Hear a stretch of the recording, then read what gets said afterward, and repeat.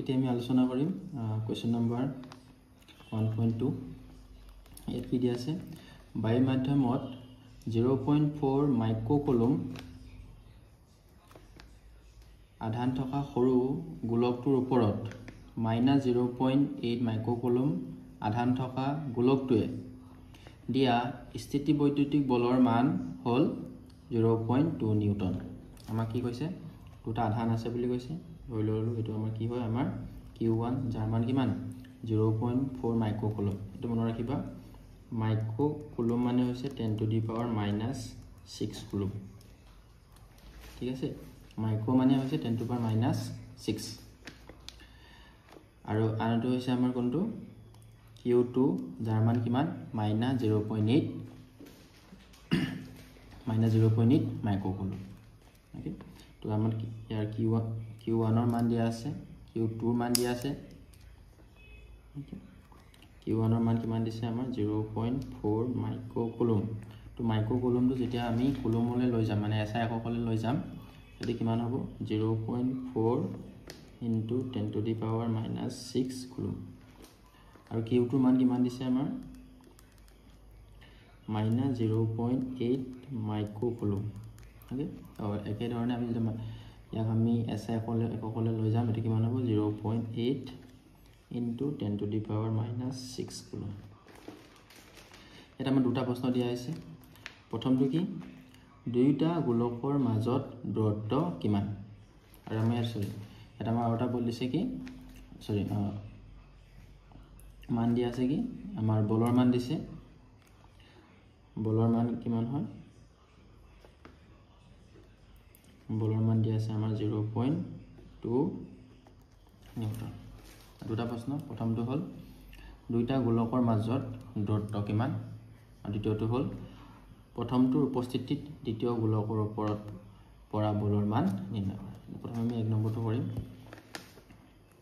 okay তো দুটা আধান q1 q2 আৰু মাজৰ দূৰত্ব আমি কিমান বুলি ধৰি ললো r বুলি ধৰি ললো ওকে আৰু তাহাঁতৰ দুটাৰ মাজৰ যি বল হ'ব সেই বলৰ মান কিমান হৈছে আমাৰ 0.2 নিউটন ওকে তো আমি ইয়াত কিহৰ কাৰ ব্যৱহাৰ কৰিম আমি কুলম্বছৰ সূত্ৰ ব্যৱহাৰ কৰিম কুলম্বছৰ সূত্ৰ মতে আমি কি জানো দুটা আধানৰ মাজত যি আমাৰ বল আকৰ্ষণ বা বিকৰ্ষণ বল হয় তাৰ মান কিমান হয় F = 1/4 pi epsilon naught q1 q2 upon r square এই ফৰ্মুলাটো তোমালোকক মই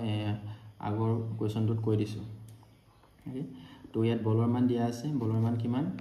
0.2 আৰু এই 1/4 pi epsilon ইয়াৰ মান কিমান হয় 9 into 10 to the power 9 ইয়াৰ এই ভ্যালুটো তোমালোক মনত ৰাখিবই লাগিব q1 ৰ মান হৈছে কিমান 0.4 into 10 to the power -6 আৰু q2 ৰ মান কিমান কৈছে আমাৰ -0.8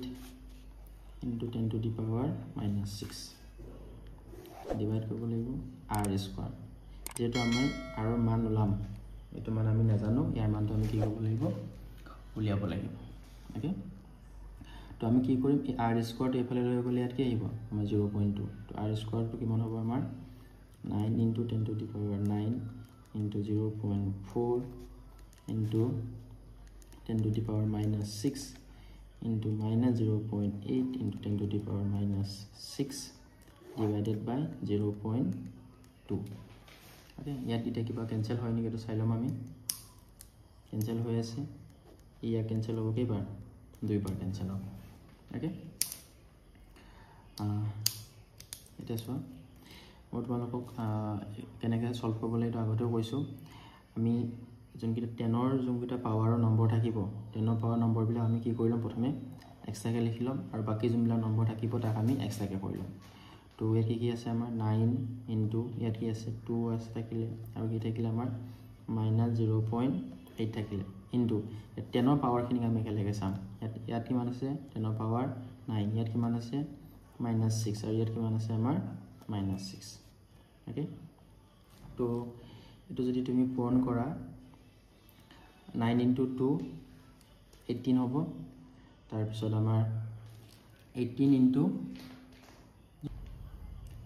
0.8 কৰিলে আমাৰ কিমান আহিব 14.4 মাইনাছ আহিব minus 14.4 into 10 to the power তো 9 এটা হ'ল মাইনাছ 12 মানে হ'ল আমাৰ মাইনাছ 3 এটা আমাৰ কাম আহিছে r স্কয়াৰ তো এটা আমি কাম কৰিব পাৰোঁ কি কৰিব পাৰোঁ আমি ইয়াক মাইনাছ এটোক আমি 144 কৰি পেলাই ইয়াক আমি কেনেকৈ লিখিব পাৰোঁ মাইনাছ 4 বুলি লিখিব পাৰোঁ তেতিয়া আমাৰ কাৰণে ইজি হ'ব r মান ওলাবলৈ কাৰণে তেতিয়া r হ'লে কি r equal to root over minus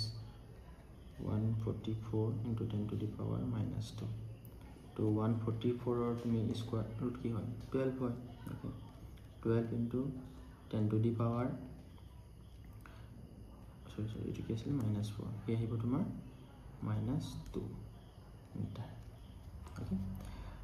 তোমালোকক মই আগৰ ভিডিঅ'টো কৈছিলোঁ যে সেন্টিমিটাৰ থাকিলে কি কৰিব লাগে -2 পূৰণ কৰিব লাগে মিটাৰ কৰিব হ'লে আৰু যদি মিলিমিটাৰ থাকে তেতিয়া হলে 10 টু পাৱাৰ -3 কৰিব লাগে তো এটো কি আছে 10 টু পাৱাৰ -2 আছে তো যদি মই বিচাৰো তেতিয়া হলে মই কি লিখিব পাৰো 12 সেন্টিমিটাৰ বুলি লিখিব পাৰো তোমালোকৰ এইটো এনসাৰও কাৰেক্ট আৰু এইটো এনসাৰও কাৰেক্ট ঠিক আছে এইটো মিটাৰত আছে আৰু এইটো তোমালোকৰ সেন্টিমিটাৰ এতিয়া আমি সেকেন্ড কোৱেশ্চনলৈ আহিছো প্ৰথমটোৰ উপস্থিতিত দ্বিতীয় গোলকটোৰ ওপৰত পৰা বলৰ মান নিৰ্ণয় কৰা আমাৰ প্ৰশ্নটো কি আছিল যে বায়ু মাধ্যমত 0.4 মাইক্ৰকুলম আধানত থকা সৰু গোলকটোৰ ওপৰত -0.8 মাইক্ৰকুলম আধান এটাৰ গোলকটোৱে দিয়া স্থিতি বৈদ্যুতিক বলৰ মান 0.2 নিউটন আছিল ইয়াত হতে মানে যে আমাৰ লগত এইটো এটা হৈছে আধান 0.4 মাইক্ৰকুলম তো এই যোনটো আধান এটা সৰু আধান বুলি কৈছে 0.4 মাইক্ৰকুলম সেই আধানটোৰ ওপৰত আন এটা আধানে যোনটো যাৰ মান কিমান হয় -0.8 মাইক্ৰকুলম কিমান বল প্ৰয়োগ কৰিছে বল প্ৰয়োগ কৰিছে 0.2 নিউটন ওকে ইয়াত বলৰ মানটো পজিটিভ হয় মানে পজিটিভ হলে এটা আকৰ্ষণ আছিল নে বিকৰ্ষণ আছিল মই তোমালোকক এক নম্বৰ কোৱেশ্চনটোত কোৱা আছিল তোমালোকে কমেন্ট কৰি জনাবা এটো এটা প্ৰশ্নটো কি হৈছে যে প্ৰথমটোৰ উপস্থিতিত দ্বিতীয় গোলকটোৰ ওপৰত পৰা বলৰ মান নিৰ্ণয় কৰা এটা অৰ্থটো কি হৈছে যদি ই তেতিয়া হলে ইয়াত কিমান বল কি কৰিব প্ৰয়োগ কৰিব ওকে এটো কথা মনত ৰাখিবা যদি দুটা চাৰ্জ হয় q1 আৰু এটা হৈছে তোমাৰ q2 q2 এ q1 ক যিমান বল প্ৰয়োগ কৰে q2 এ q1 ক যিমান বল প্ৰয়োগ কৰে ঠিক q1 এ q2 কো সেই সমান বলে কি কৰে প্ৰয়োগ কৰে ওকে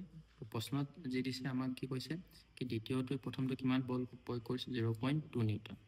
গতিকে প্ৰথমৰ উপস্থিতিত দ্বিতীয় গোলকটোৰ ওপৰত পৰা বলৰ মান কিমান হ'ব তাৰ বলৰ মানো কিমান হ'ব 0.2 নিউটন মানে সমান হ'ব এটা কথা মনত ৰাখিবা ধন্যবাদ